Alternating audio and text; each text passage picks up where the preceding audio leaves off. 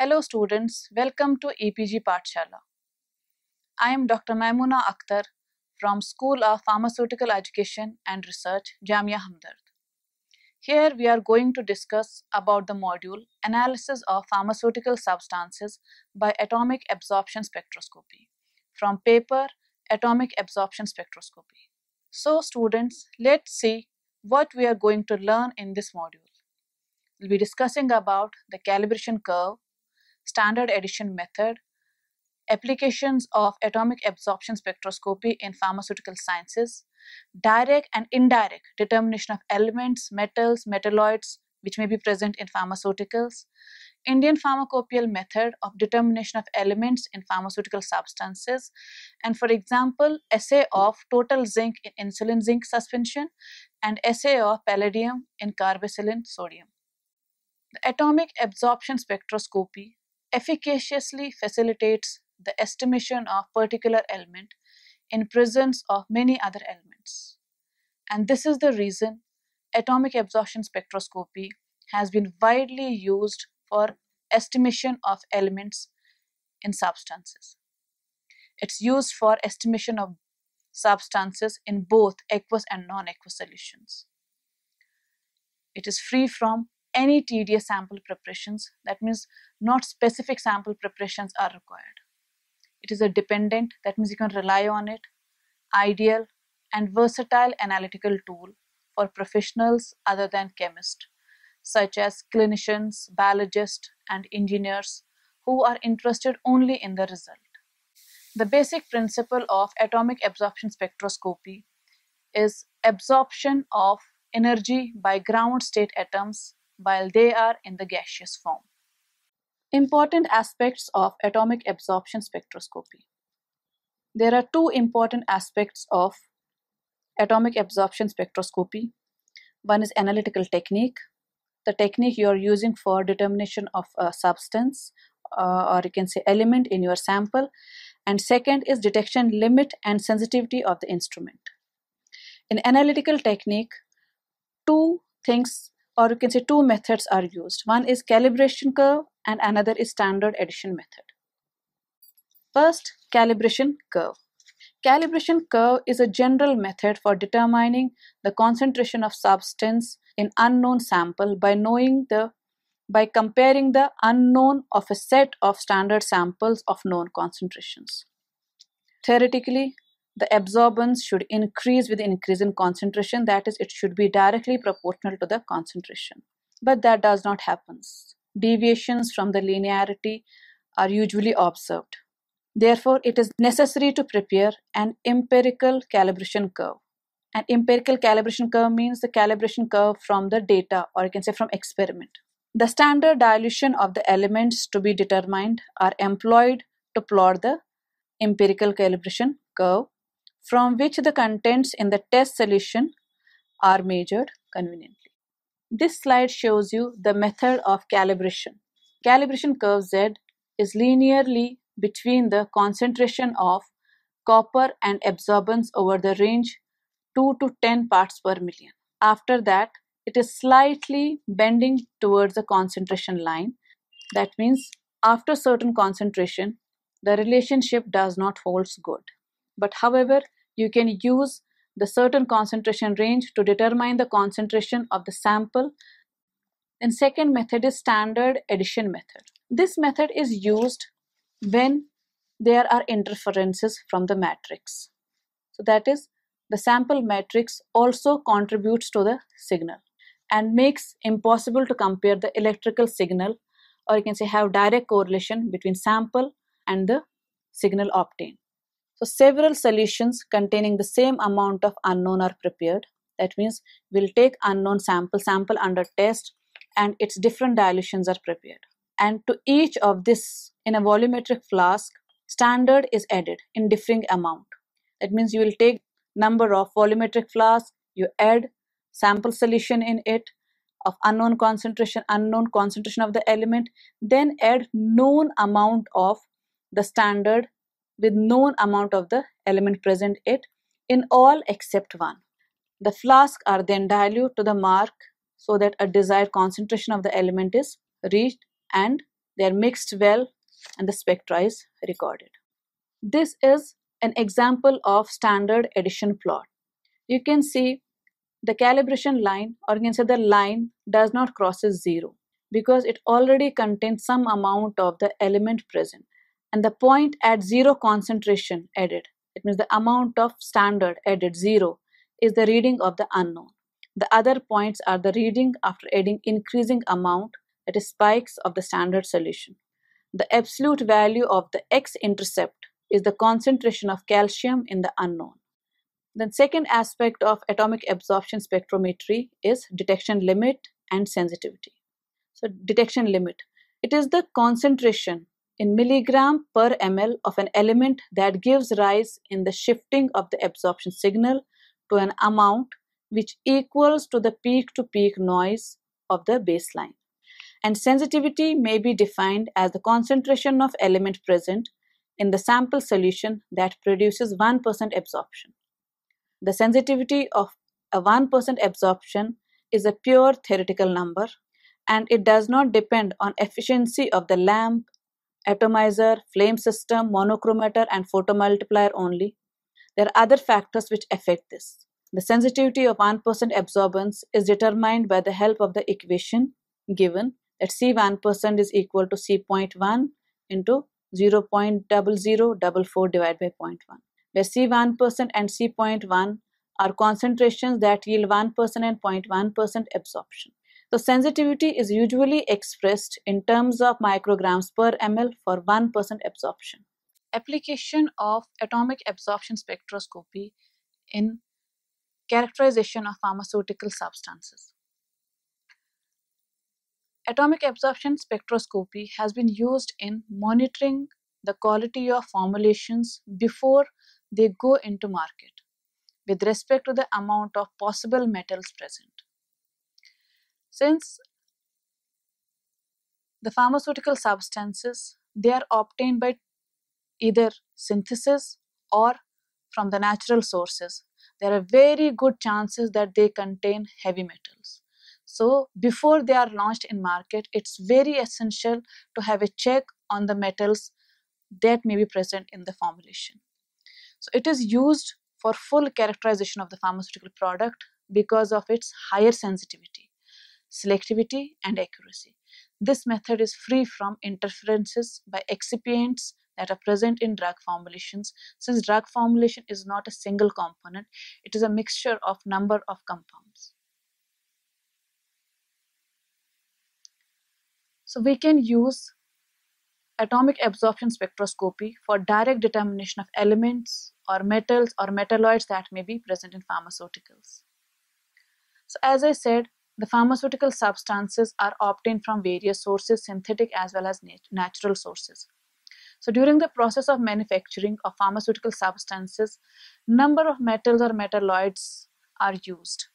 Some are used directly as active pharmaceutical ingredients, or others are used as catalyst for their synthesis. For example, platinum, palladium. Platinum is a very common catalyst used in synthetic procedures.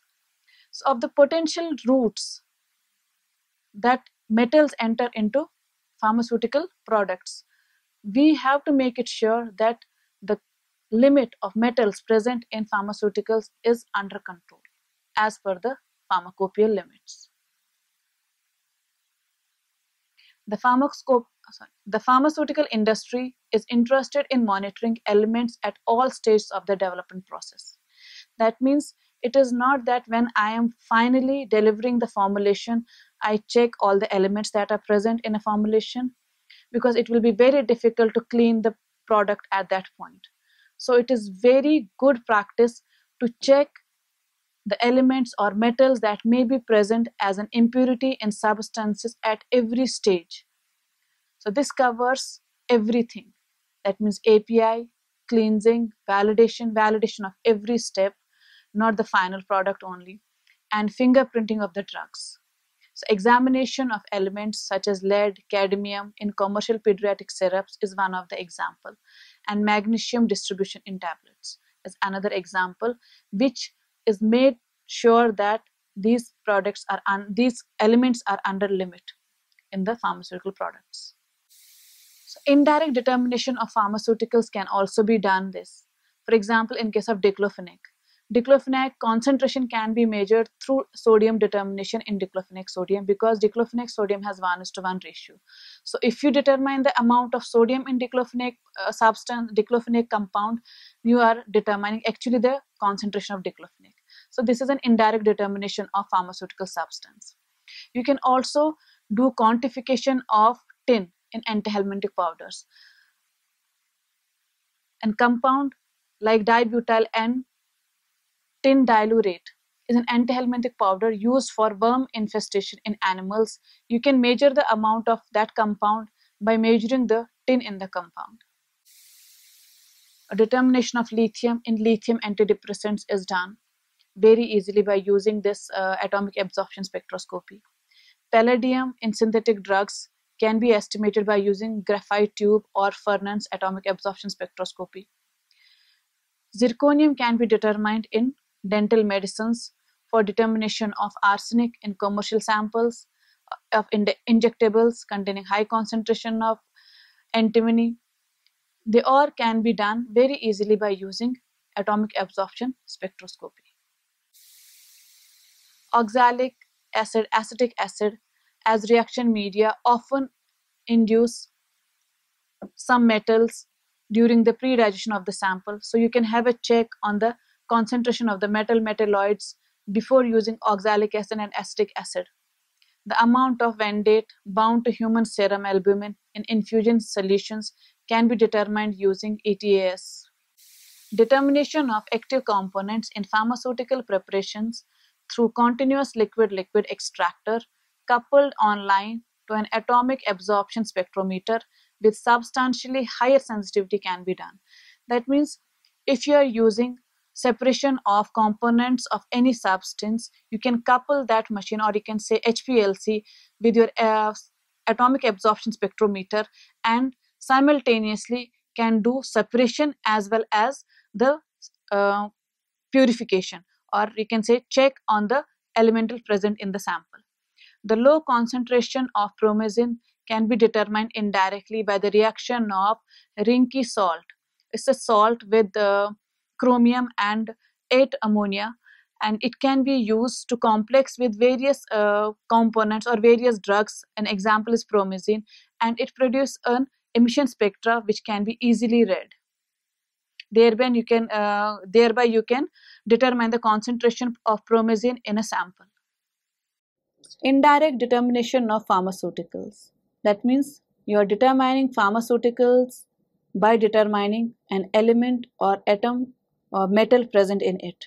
For example, fluoroquinolone antibiotic like gatifloxin, moxifloxacin, and sparfloxacin are determined by the reaction of ammonium recani to form stable precipitate of ion pair complexes. That means you determine the concentration of the complex, and that can be converted into the concentration of the drugs under examination. The complexation of captopril with an excess of lead ion has been used for the determination of captopril in the sample. The study of presence of various proportions of important metals along with the varied concentration of ions in the Ayurvedic preparations of the metal ions has also been carried out by this method. The coordinate complexes of platinum, such as cis-dichlorodimine platinum, is a chemotherapeutic agent, has toxic effects. So therefore, the concentration of these can be determined indirectly by determining the platinum in the sample. The monitoring of platinum-containing compounds can be done by method like graphite furnace atomic absorption spectroscopy. Pilocarpine alkaloid can be also determined in pilocarpine-containing compounds by determination of mercury content in it. Ethyl diamine tetraamino acetic acid has also been determined by using this method.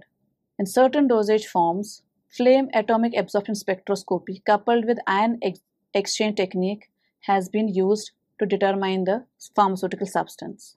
Indian pharmacopoeial methods of determination of elements in pharmaceutical substance. Pharmacopoeia is a book that is made by every government which describes the standards of substances used for development of pharmaceutical agents, pharmaceutical drugs. It also explains the method or protocols, gives protocols for determination of various analysis procedures.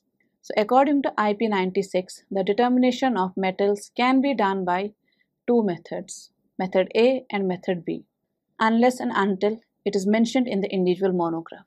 So method A is based on measurement by comparison with the solution containing known amounts of the element being analyzed by means of a calibration graph, whereas method B is based on the progressive addition of the reference solution, that is standard addition method, of the element being analyzed.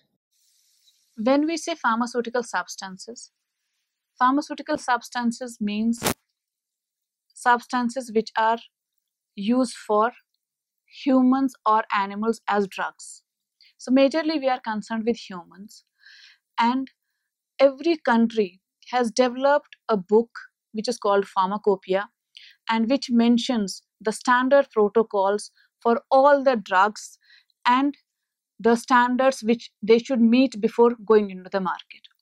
So in case of estimation of elements in substances by atomic absorption spectroscopy, Pharmacopoeia of India explains two methods. One is based on direct calibration method and another is based on standard addition method. The method A. In method A, at least 3 standard solutions of the element which is to be determined in your sample has to be prepared, covering the concentration range recommended by the manufacturer of the instrument for the element to be determined. Any reagent in the preparation of the solution of the substance being examined should be added to the standard solution in the same concentration. So since we are concerned with detection of elements in pharmacopoeial substances, that means we are talking about substances which are being used by humans. So every country has developed a book called Pharmacopoeia which discusses standards for each and every substance that is used in pharmaceuticals. And it also gives procedure or protocols used for determination of metals or other protocols. For determination of metals in pharmaceutical substances, IP 96 mentions two methods, method A and method B. Method A is based on the calibrating graph. You can say calibration curve. That means you determine concentration of known standard substance and then deduce the amount of substance that is present in your sample from the graph. And second is standard addition method. So first, method A. In method A, at least 3 standard solutions of the element to be determined are prepared, which covers the whole range recommended by the manufacturer of the instrument. Any reagent that is used in the solution of the substance being examined should be added exactly in the similar fashion to the standard as done in the sample solution.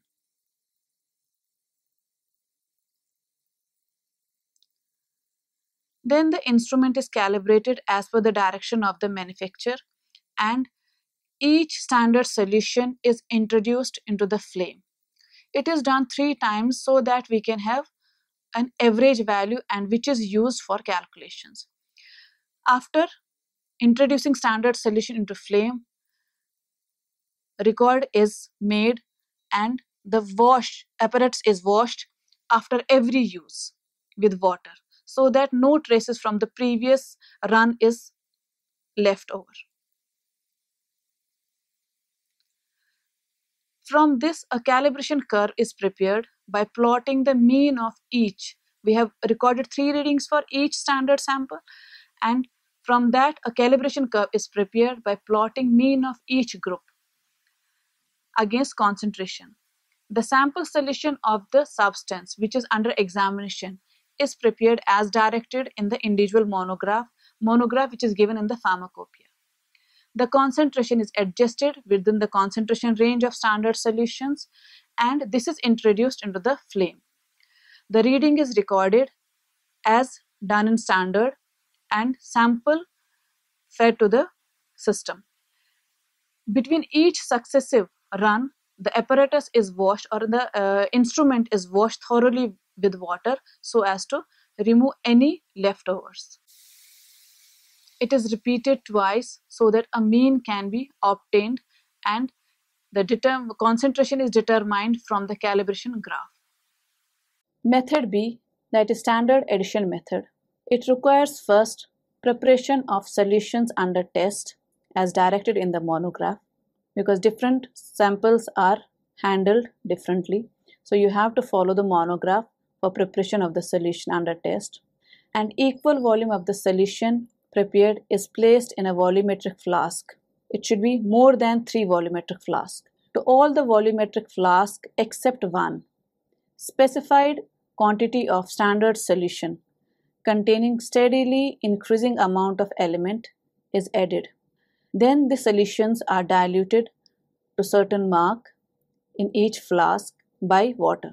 The instrument used for determination is calibrated as directed by manufacturer, and then sample is fed to record the reading or determine the amount of sample, or you can say record reading for presence of sample. At least 3 readings for each sample is required. After recording the reading, the mean of all the readings is plotted against concentration of the sample, the concentration on x-axis and the reading on the y-axis. And the graph where it intersects the zero concentration of the standard is the amount of element present in the sample. It can be done by extrapolating the straight line joining the points until it meets the extrapolated concentration axis. The distance between this point and the intersection of the axis on x-axis on y-axis represents the concentration of the element being determined in the solution of the substance under examination. The estimation of metals by using atomic absorption spectroscopy has been applied to a variety of elements. To name few: calcium, iron, lithium, potassium, silver, sodium, and strontium in pharmaceutical substances. Assay of total zinc in insulin-zinc suspension. Insulin is used for type 2 diabetes, prepared as an insulin-zinc suspension, and zinc is an important component of the suspension. Therefore, its estimation in the formulation is very important. The limit of zinc in insulin-zinc suspension is 0.12 mg to 0.25 mg for each 100 USP units of insulin. The need for a quantitative determination of zinc in the pharmacopoeial insulin preparations reflect the fact that the element is an essential component of the zinc insulin crystals. In common with lead, zinc may be determined either by the dithiazone method or by the atomic absorption spectrometry. This table gives you standard atomic absorption conditions for zinc. That means when you are using this instrument, you have to follow the standard conditions for estimation of zinc in sample. The wavelength is 213.9 nanometers or 307.6 nanometers. Slit is 0.7 nanometers. Relative noise is 1 and 0.38 respectively. Characteristic concentration in milligrams per liter is 0.018 and 79, and characteristic concentration check is 1 and 3500 milligrams per liter. The linear range is 1. The recommended flame used is air acetylene. The color is oxidizing lean blue. The operation with a high sensitivity nebulizer or impact bead will typically provide 2 to 3 times sensitivity improvement. The characteristic concentration with nitrous oxide and acetylene flame at 213.9 nanometer is 0.084 milligrams per liter.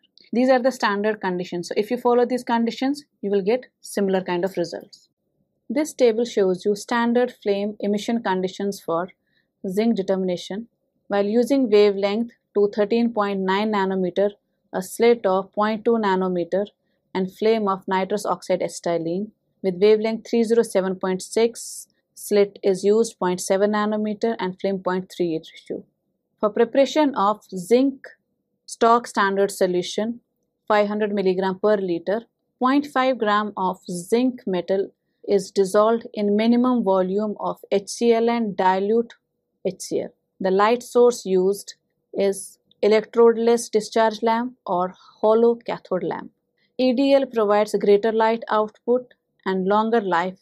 For zinc, You can use both EDL as well as hollow cathode lamp to provide the sensitivity of desired sensitivity and detection limits. The theory behind the determination of zinc in zinc insulin suspension is nothing but a neutral suspension of insulin in the form of water insoluble complex with zinc chloride. The determination of both total zinc and zinc in solution is performed on a sample of the supernatant liquid obtained by centrifuging the suspension. The percentage of total zinc and of zinc in solution varies according to the strength of the preparation. The zinc suspension various strengths 40, 80 or 100 units per ml. So the percentage of total zinc in solution will vary according to the preparation under test. The materials required are stock solution of zinc, that is 5000 microgram per ml. To obtain this solution, zinc metal of analytical grade 2.5 gram in 5 molar HCl 20 ml are used and diluted to 500 ml with distilled water. To it is added 0.1 molar HCl 10 ml. The procedure followed is that 2 ml of the suspension is well shaken and 0.1 molar 1 ml HCl is added and diluted by water up to 200 ml. The solution is sprayed by adopting the standard procedure and read off the concentration of zinc from a calibration curve prepared with solution containing 0.5, 1, 2 and 3 microgram per ml of zinc. A portion of suspension is centrifuged so that it is sufficient for the test and the content of the supernatant is used for estimation of zinc. Assay of palladium in carbenicillin sodium. As I mentioned in assay of zinc, there is standard atomic absorption conditions. Here it is also same. That is, there are standard atomic absorption conditions for determination of palladium in samples or in drug preparations. It can be measured at various wavelengths, at least 4 wavelengths, 244.8, 247.6, 276.3 and 340.5 with a slit of 0.2 nanometers. A relative noise of 1, 1.1, 1.3 and 0.99 milligram per liter and characteristic concentration of 0.22, 0.25, 0.74 and 0.72 milligrams per liter. Characteristic concentration check of 10.0, 10.0, 30.0, 30.0 milligrams per liter and a linear range of 10.0 and 15.0 milligram per liter. The recommended flame is air acetylene oxidizing lean blue. The data obtained with standard nebulizer and flow spoiler is high sensitivity. Operation with a high sensitivity nebulizer or impact bead increases 2 to 3 times sensitivity. The characteristic concentration with nitrous oxide and acetylene flame are at 247.6 nanometer is 3.1 milligram per liter. This table gives you standard flame emission conditions for palladium in carbenicillin, or in general you can use these flame emission conditions for determination of palladium. A wavelength of 363.5 nanometer is set with a slit of 0.2 nanometers and the flame of nitrous oxide and acetylene. The standard solution of palladium 1000 milligrams per liter is made by dissolving 0.1 gram of palladium wire in a minimum volume of aqua regia and evaporate to dryness. To this residue is added 5 ml of concentrated HCl and 25 ml of water and warmed until dissolution is complete. This is then diluted to 100 ml with deionized water. The materials required for determination of palladium in carbenicillin sodium 0.1 gram, sulfuric acid 36 normal or 18 molar, 2 ml, mixture of nitric acid 70% weight by volume and hydrochloric acid 35% weight by weight or 11.5 molar in 3:4 ratios 5 ml. Hydrochloric acid 11.5 molar 3 ml. Standard palladium solution is prepared by dissolving 1.670 grams of palladium 2 chloride in 200 ml of 50% volume by volume solution of HCl 11.5 molar with the aid of heat. This is then cooled and sufficient water is added to produce 1 liter. This gives standard palladium solution containing 1 milligram of palladium per ml. The procedure for Determination of palladium in carbonicillin is from British Pharmacopoeia 1993. Moisten 1 gram of carbonicillin sodium in silica crucible with 2 ml of sulfuric acid. You can say we'll take a crucible and add 1 gram of carbonicillin sodium and heat it so that it liquefies. Heat gently at first and then more strongly until all carbon is removed and a white ash is obtained. Allow to cool and add 5 ml of a mixture of nitric acid and hydrochloric acid. Then evaporate the mixture to dryness on water bath. To this residue obtained, add 3 ml of hydrochloric acid and again warm and add sufficient water to produce 25 ml. In 3 similar graduated flasks, place equal volume of solution of the substance prepared above. Assay of palladium is carried out by measuring specific quantity of the standard solution of palladium and making a series of solutions containing increasing amount of palladium to all flasks except one. The contents of each flask are diluted by distilled water to certain mark to obtain required volume, and the instrument used for estimation is calibrated as per the guidelines of the manufacturer. Each of the solution prepared is introduced into the system thrice to record 3 readings, and readings are recorded at 248 nanometers. In case the generator used is flame, the apparatus is washed thoroughly with distilled water after each run. In case furnace is used, the fire is used after each run. A plot is made between the mean of the readings against concentration, and on the graph the intersect at 0 gives you the reading. Extrapolate the straight line joining the points until it meets the extrapolated concentration axis. It is the method of standard addition dilution method. So that means you will plot the reading obtained from the different solutions with standard amount of palladium in increasing concentrations. The concentration is plotted on x-axis, and on y-axis the reading is plotted. When the plot cuts the y-axis, that is the point or that is the concentration of the sample in unknown. This table presents you some other cognate assays, that means some other pharmaceutical substances that are detected by using the same atomic absorption spectroscopy technique. For example, copper, lead and zinc are estimated in activated charcoal, iron in ascorbic acid, silver in cisplatin, lead and zinc in copper sulfate, zinc in glucagon, and in the extreme right column you can see the limit of the method. For example, in case of activated charcoal, copper cannot be detected more than 25 parts per million, lead not more than 10 parts per million, zinc should not be more than 25 parts per million. And similarly, in case of copper sulfate, we can see the limit for lead is 75 parts per million and zinc is 500 parts per million. The absorbance wavelength or major wavelength are described.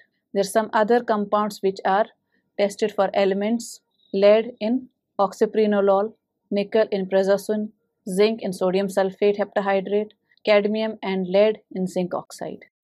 Students, let's summarize now what we have learned in this module. This module helps us to understand the methods of analysis of heavy metals in pharmaceutical substances or drugs, the determination of concentration by using calibration curve or by using standard addition method, standard conditions for operating atomic absorption spectrometer for determination of zinc and palladium. It helps us to understand how zinc is determined in zinc insulin injection or palladium in carbonicillin sodium. It also gives you about highlight the other assays that can be performed by using the atomic absorption spectroscopy. Thank you.